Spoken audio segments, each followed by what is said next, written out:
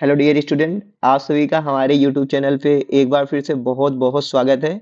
तो यहाँ पे हम देखने वाले हैं अपना जो हम सीरीज चला रहे थे कॉन्सेप्ट थ्रू एमसीक्यू, उसी वाले सीरीज को कंटिन्यू करते हुए ये वीडियो आया है। तो यहाँ पे हम बायोटेक्नोलॉजी के एमसीक्यू हम अपने टेलीग्राम ग्रुप पे कराए हैं। टेलीग्राम ग्रुप पे नहीं हो अभी आप, लिंक आपको डिस्क्रिप्शन में मिलेगा। नहीं लिंक काम कर रहा है, टेलीग्राम पे जाओ, सर्च करो botany the burning desire, join कर लो। वहां पे हम डेली 7 बजे शाम को क्विज करते हैं। अभी तो सुबह 10 बजे भी होता है। तो शाम को 7 बजे क्विज करने के बाद लाइव क्लास होता है जो कि फ्री होता है। आप हमारे कोर्स में इनरोल हैं नहीं है, आप आ सकते हो लाइव क्लास में। कोई भी डाउट होता है आप माइक ऑन करके हमसे डायरेक्ट इंटरेक्ट करके पूछ सकते हो। ठीक है। और हमारा देखो जो लाइव क्लास चलता है, मतलब जो हमारा लाइव नहीं, एक्चुअली में पेड कोर्स है। पेड कोर्स है आपके बॉटनी एंट्रेंस एग्जामिनेशन के लिए। अगर आप तैयारी कर रहे हैं assistant professor, RPSC, MPPSC, CUET के लिए, सीपीईटी के लिए, तो हम सबके लिए आपको कोर्स अवेलेबल करा देंगे 2500 में। ये कोर्स अभी हमारा 2 जन से चल रहा है, 2 जनवरी से हम ये कोर्स चला रहे हैं। और इसका वैलिडिटी हम दे रहे हैं जुलाई 2024 तक।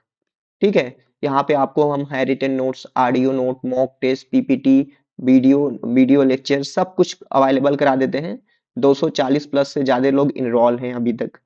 अगर ज्वाइन करना चाहते हो, नंबर डिस्क्रिप्शन में मिलेगा, कॉल करके पता कर सकते हो, पूछ सकते हो।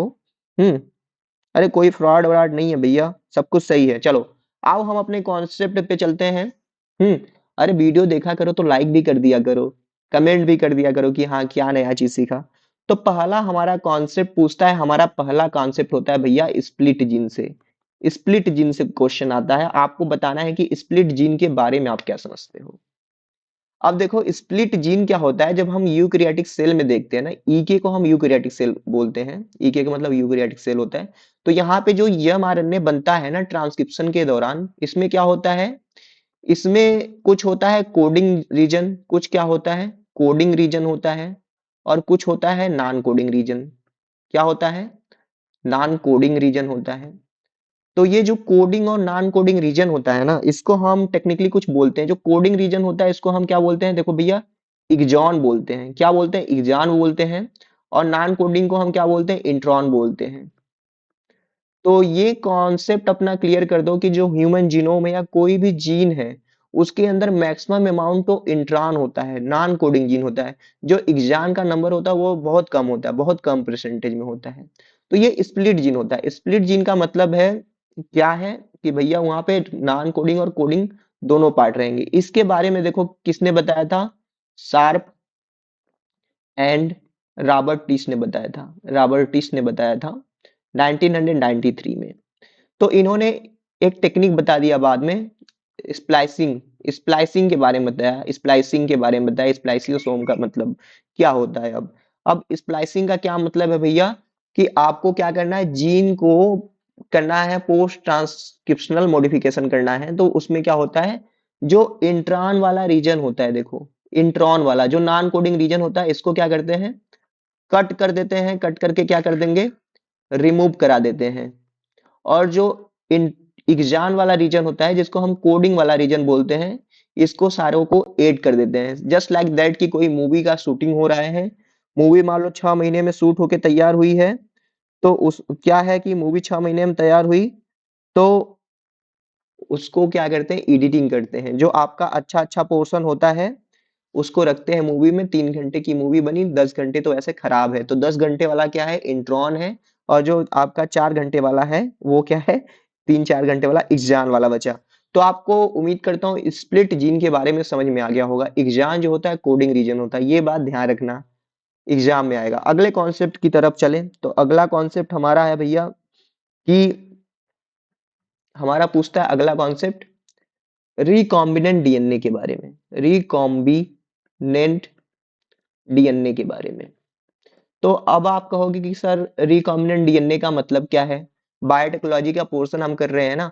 तो रिकॉम्बिनेंट डीएनए क्या है, देखो दो ऑर्गेनिज्म का डीएनए लेके उसको आप ऐड करके एक कंबाइंड डीएनए बना रहे हो। जैसे दो ऑर्गेनिज्म का डीएनए लिए, एक इधर से एक इधर, इसको कंबाइन करके एक रिकॉम्बिनेंट डीएनए बना दिए। तो ये है रिकॉम्बिनेंट डीएनए। तो सबसे पहले रिकॉम्बिनेंट डीएनए बनाया किसने था, तो ये देखो कॉन्सेप्ट आपका पूछा जाता है, कहीं कहीं पालबर्ग दिया होता है, लेकिन टेक्निकली देखा जाए तो Boyer and Cohen, Boyer and Stanley Cohen थे। 1972 में इन्होंने क्या किया था? साल्मोनेला टाइफीमेरियम, साल्मोनेला टाइफीमेरियम और क्या लिए थे पता है आपको? स्कीरिया कोलाई के प्लाज्मिड को लेके, स्कीरिया कोलाई के प्लाज्मिड को लेके सबसे पहले रिकॉम्बिनेंट डीएनए बनाया। अब देखो रिकॉम्बिनेंट डीएनए बनाने के लिए दो एंजाइम है, बहुत ज्यादा जरूरी है। कौन सा एंजाइम है भैया? पहला एंजाइम है हमारा रिस्ट्रिक्शन एंजाइम। क्या है? Restriction enzyme. इसके बारे में कौन बताया था? अर्बन नाथन एंड स्मिथ थे, 1978 में नोबेल प्राइज भी मिला था। तो रिस्ट्रिक्शन एंजाइम हमारे कुछ बैक्टीरियल सेल से निकाले जाते हैं जो पैलिंड्रोमिक सीक्वेंस पे कट करते हैं। पहला डिस्कवर्ड रिस्ट्रिक्शन एंजाइम कौन है? तो वो हिंट सेकेंड है। कौन है? हिंट सेकेंड, हीमोफिलियस इन्फ्लुएंजी से निकाला गया। ये सारा चीज है, पैलिंड्रोमिक सीक्वेंस पे कट लगाएगा। दूसरा, अब रिस्ट्रिक्शन एंजाइम से क्या है? आप किसी भी प्लाज्मिड को, किसी भी डीएनए को स्पेसिफिक सीक्वेंस पे कट लगा सकते हैं। लेकिन अब दो डीएनए को जोड़ने के लिए कौन सा एंजाइम काम करेगा? तो वो आपका होता है डीएनए लाइगेज। समझ पा रहे हो? डीएनए लाइगेज काम करता है। ओके, तो डीएनए लाइगेज गिलर्ट एंड खुराना ने खोजा था, तो इसको जेनेटिक गम, जेनेटिक ग्लू बोलते हैं। रिस्ट्रिक्शन एंजाइम को हम जेनेटिक नाइफ या केमिकल नाइफ ऐसे बोलते हैं। तो ये भी आपको कॉन्सेप्ट एकदम क्लियर होगा ही।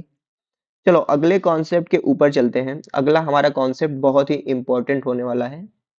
तो हम बात करेंगे सुपर बग के बारे में। किसके बारे में बात करेंगे? सुपर बग के बारे में बात करेंगे।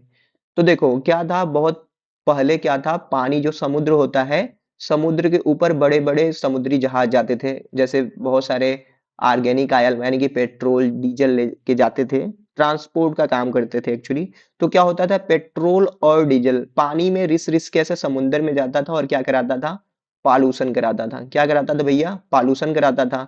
तो मछलियां उछलियां मर जाती थी। तो एक साइंटिस्ट थे आनंद मोहन चक्रवर्ती। कौन थे भैया? आनंद मोहन चक्रवर्ती थे। मोहन चक्रवर्ती, याद करना इनका नाम, चक्रवर्ती थे। तो इन्होंने एक क्या किया, बहुत सारे बैक्टीरिया में से प्लाज्मिड निकाला, ऑक प्लाज्मिड, नॉक प्लाज्मिड, कैम प्लाज्मिड, ऐसे बहुत सारा प्लाज्मिड निकाल के एक क्या बनाया, कंबाइंड प्लाज्मिड बनाया। और उससे बनाया एक सुपर बग जिसका क्या नाम था? स्यूडोमोनास, स्यूडोमोनास पुडिडा, स्यूडोमोनास पुडिडा करके। ठीक है भैया। तो इसी को हम सुपर बग बोलते हैं। ये समुद्र में आयल स्पिल्स को क्लियर करने में काम करता है। जो जैसे पानी हो गया ना, पानी के ऊपर तेल हो गया ना, उसको खाने का काम करता है। तो सुपर बग याद करना, ये आपके एग्जाम में आ सकता है एज टीच। ठीक है। अब देखो एक अगला कॉन्सेप्ट है कि भैया जैसे आपसे हम पूछ दे, चलो बताओ भाई कि आप रिस्ट्रिक्शन एंजाइम के बारे में पढ़ लिए, तो रिस्ट्रिक्शन एंजाइम कौन से बॉन्ड को कट करता है? हाइड्रोजन बॉन्ड को या फास्फोडाइस्टर बॉन्ड को? बताओ कौन से बॉन्ड को कट करेगा? तो आप क्या कहोगे? कहोगे सर हाइड्रोजन बॉन्ड को तो वो कट करता है ना जो हेलिकेज रहता है, टोपोआइसोमरेज। रेस्ट्रिक्शन एंजाइम तो फास्फोडाइस्टर बॉन्ड को कट करता है। तो ये फास्फोडाइस्टर बॉन्ड को कट करके क्या बना सकता है? या तो बना सकता है स्टिकी इंड, या तो बना सकता है कौन सा इंड, या तो कर सकता है ब्लंट इंड बना सकता है। तो हम बायोटेक्नोलॉजी में कौन से इंड का यूज करते हैं? स्टिकी का। और जो हमारा रिस्ट्रिक्शन एंजाइम है ये कितने तरह के होते हैं? तीन तरह के होते हैं, टाइप 1, टाइप 2 और क्या होता है भैया, टाइप 3।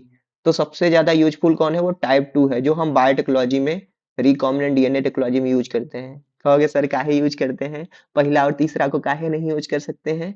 तो भैया पहला और तीसरा जो है रिस्ट्रिक्शन एंजाइम, रिस्ट्रिक्शन साइट से 1000 बेस पेयर आगे पीछे कट लगाता है। ये जो दूसरा वाला है ये एकदम सेम जगह पे कट लगाता है। और इसको कोई भी बाहर से एटीपी नहीं चाहिए, को फैक्टर नहीं चाहिए। इन दोनों वन और थर्ड को काम करने के लिए एनर्जी बाहर से देना पड़ता है। तो आप चाहते हो एनर्जी बाहर से देना? नहीं चाहोगे ना, तो इसलिए। चलो देखो अगला कॉन्सेप्ट हम बायोटेक्नोलॉजी में ही चीज है ना, जैसे बहुत सिंपल चीज है मैं बता देता हूँ। जैसे आपसे पूछता है कि सिंगल स्टैंडर्ड डीएनए कहाँ मिलता है, डबल स्टैंडर्ड आरएनए कहाँ पे मिलता है, ये बात। जैसे डबल स्टैंडर्ड डीएनए पूछे तो नॉर्मली होता है, सिंगल स्टैंडर्ड आरएनए तो नॉर्मली। लेकिन सिंगल स्टैंडर्ड डीएनए कहाँ पे होता है? तो 5 × 174 करके बैक्टीरियोफेज है और M13 करके बैक्टीरियोफेज। तो यहाँ पे मिलता है सिंगल स्टैंड डीएनए। और डबल स्टैंडर्ड आरएनए कहाँ पे मिलता है? तो रीवो वायरस हो गया, ठीक है, रीवो वायरस हो गया, उंड ट्यूमर वायरस हो गया, राइस ड्वार्फ वायरस हो गया। ठीक है। तो इन सभी में क्या मिलता है? डबल स्टैंडर्ड आरएनए मिलता है। समझ गए कि नहीं, ये याद रखना। अरे छोटे छोटे चीजें मैं आपको सब बताना चाहता हूँ। चलो अगला चीज है भैया आपका वीकल डीएनए। ठीक है, वीकल डीएनए यानी प्लाज्मिड के बारे में। प्लाज्मिड, राजमिड नहीं, प्लाज्मिड। अब जैसे प्लाज्मिड सुने होंगे कि यार प्लाज्मिड सुन लिया, तो प्लाज्मिड देखो हमारे जैसे मान लो एक बैक्टीरिया है ना, बैक्टीरिया के अंदर ई क्रोमोसोम है, तो यहाँ पे ऐसे डबल स्टैंडर्ड डीएनए मॉलिक्यूल होता है, जिसको हम क्या बोलते हैं, एक्स्ट्रा क्रोमोसोमल डीएनए मॉलिक्यूल बोलते हैं, जिसको हम क्या बोलते हैं, क्लोज सर्कुलर या क्लोवैलेंट डीएनए इज कॉल्ड प्लाज्मिड। तो प्लाज्मिड होता है, प्लाज्मिड के पास क्या होता है, रिस्ट्रिक्शन, जैसे मल्टीपल क्लोनिंग साइट होता है, मल्टीपल क्लोनिंग साइट होता है, ओराई होता है। तो ओराई वो जगह होता है जहां से रिप्लिकेशन या प्लाज्मिड स्टार्ट कर सकता है। मल्टीपल क्लोनिंग साइट कहाँ पे हम अपने डीएनए को जहाँ पे ऐड कर सकते हैं। ठीक है, और क्या होता है हमारा एंटीबायोटिक रेजिस्टेंट जीन इनके पास होता है। तो प्लाज्मिड यही है भैया, प्लाज्मिड के ही यूज से हम अपना रिकॉम्बिनेंट डीएनए टेक्नोलॉजी में इतना आगे बढ़ पाए हैं। प्लाज्मिड के पास एंटीबायोटिक रेजिस्टेंट जीन है, तो अगर किसी भी बैक्टीरिया को एंटीबायोटिक से कंटेनिंग मीडिया में ग्रो कराओगे तो वो जिंदा रहेगा। ठीक है, तो ये सारा प्लाज्मिड के बारे में हो गया। अगला कॉन्सेप्ट हमारा आ जाएगा, देखो हमने बताया ना फर्स्ट रिकॉम्बिनेंट डीएनए मॉलिक्यूल कौन बनाया था, तो वो बनाया था भैया हर्बर्ट बोयर और स्टैनले कोहर। अगर ये नहीं दिया हुआ है तो आप पालबर्ग के साथ जा सकते हो।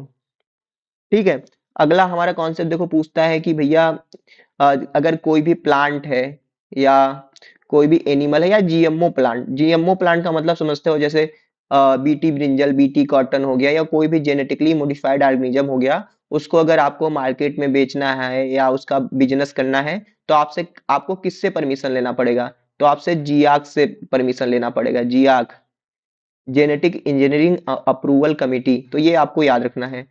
अगर देखो कोई भी आपको अगर जेनेटिकली मॉडिफाइड ऑर्गेनिज्म उसको मार्केट में लॉन्च करना है, तो आपको जियाक से परमिशन लेना पड़ेगा। अगर मान लो कोई भी प्लांट है, प्लांट कोई है, प्लांट रिसोर्स कोई है, किसी दूसरे जगह से लाके अपने एरिया में लगाना है, कल्टीवेट करना है, तो उसको एनआईपीजीआर से, ठीक है, उससे परमिशन लेना पड़ेगा। तो ये सारी चीजें भैया आपको याद रखना चाहिए, है कि नहीं। आपसे अब आगे क्वेश्चन पूछता है, देखो भैया कि जब हम बायोटेक्नोलॉजी कर रहे थे, तो बायोटेक्नोलॉजी के द्वारा सबसे पहला जो ह्यूमन की यूज के लिए कमर्शियल प्रोडक्शन किया गया था वो किसका था। I am just coming back, call करते हैं लेकिन तुरंत कट करते हैं लोग। चलो, तो पहला जो था वो प्रोडक्ट था ह्यूमन इंसुलिन, जो जेनेटिक इंजीनियरिंग के द्वारा सबसे पहले बनाया गया था। किसने बनाया था, इली लिली कंपनी ने बनाया था। किसने बनाया था, इली लिली कंपनी ने जेनेटिक इंसुलिन बनाया था। पहले इंसुलिन बनाने के लिए हम क्या करते थे, हम पहले यूज करते थे इसका, पिग का, पिग का इंसुलिन हम यूज करते थे ह्यूमन के लिए, लेकिन फिर से बायोटेक्नोलॉजी द्वारा ये होने लगा। ठीक है भाई, तो अभी ह्यूमन इंसुलिन बनाने के लिए हम स्क्रिया कोलाई का यूज करते हैं। दो दो बैच लेते हैं, एक बैच में चैन ए को तैयार कर लेते हैं, एक बैच में चैन बी को तैयार कर लेते हैं। Got it. तो ये है, और अगले कॉन्सेप्ट के ऊपर हम चले, तो अगला कॉन्सेप्ट हमारा होगा ये ये भी आपसे, ये मैंने बहुत बार बताया हुआ है लेकिन एक बार और बता देता हूँ, इंटरफेरॉन के बारे में।